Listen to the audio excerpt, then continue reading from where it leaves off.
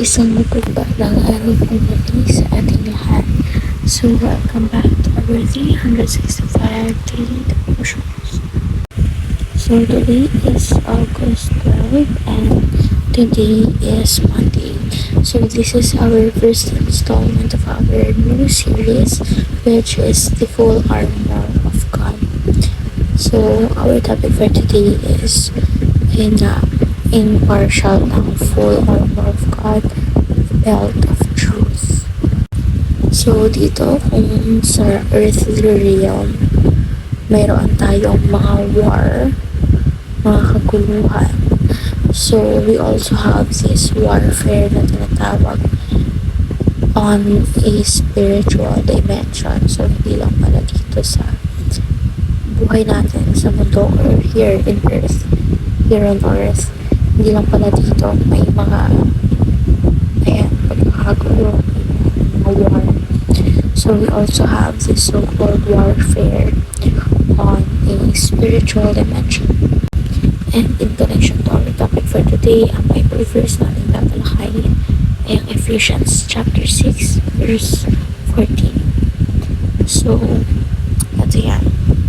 So, in English version, so basahin lang natin siguro ng kaunti. Simulan natin sa 13. Therefore, put on the full armor of God, so that when the day of evil comes, you may be able to stand your guard. And after you have done everything to stand firm. Then with the belt of truth buckled around your waist, with the breastplate of righteousness. So, in Philippine translation naman, try natin basahin. Kaya't gamitin ninyo ang kasuotang pandigmaan na mula sa Diyos. Sa gayon, makakatagal kayo sa pakikipaglaban sa pagdating ng araw na kaharapin naman natin yung mga masasama or evil. So, I can clearly remember na naging isa ito sa mga topic namin for a prayer group or yung intimate discussions namin sa church. And ayun nga, alam ko marami to 7 yata or 6. Yan sa full armor of God, may mga kalasag. Basta madami na may kalasag. Hindi ko na matandaan yung iba. So, yung devotion natin ngayon, nakafocus siya sa belt of truth. Kaya ayan, sabi dyan, stand firm, then with the belt of truth, buckled around your waist. So, para mas mapalawak pa ang talakayan natin, mas pusit tayo sa ating teaching. Number 1, demons are our real enemies. So, kaya nga, nire-require tayo to wear the full armor of God. Kasi nga, we know our enemies, and those are the demons. And ano bang kailangan natin gawin when we have enemies, di ba? So, we have to protect ourselves from them, di ba?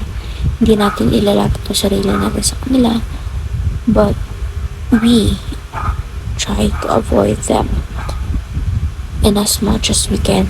And in order to do that, kailangan natin ng protection. Kailangan natin ng something na magpaprotect sa atin na gaya nga ng sabi dito sa verse. Ayan. Therefore, put on the full armor of God. So, full armor. So, kaya nga nasabi ko kanina, marami to, nasa 6 to 7.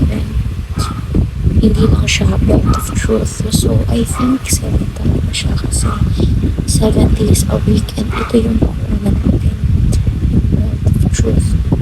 So, itong full armor of God na to is essential for us kasi we have to fight our enemies.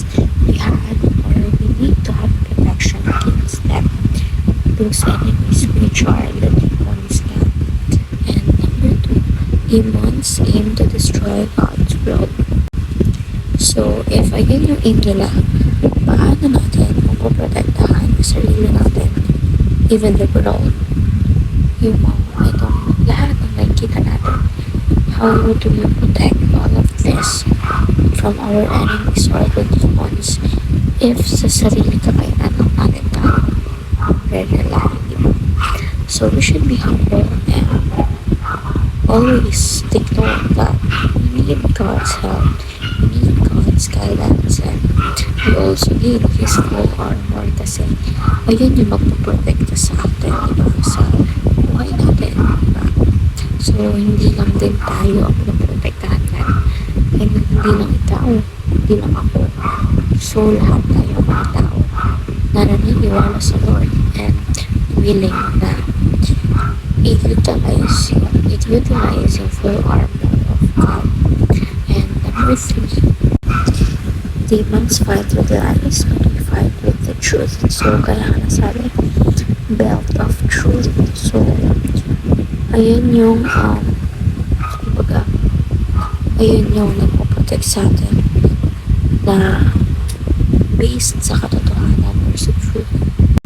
So, we are being protected through the truth or via truths and not with lies. So, ngayon naman is proceed tayo sa ating application. Number 1, wage war against our real enemies. Number 2, work towards restoration. Number 3, wear the belt of truth. So, for our discussion part, we're now after watching this devotion, we should be able to identify the ways on how we can practically debunk Satan with the truth of God. So, ayan lang for our devotion for today.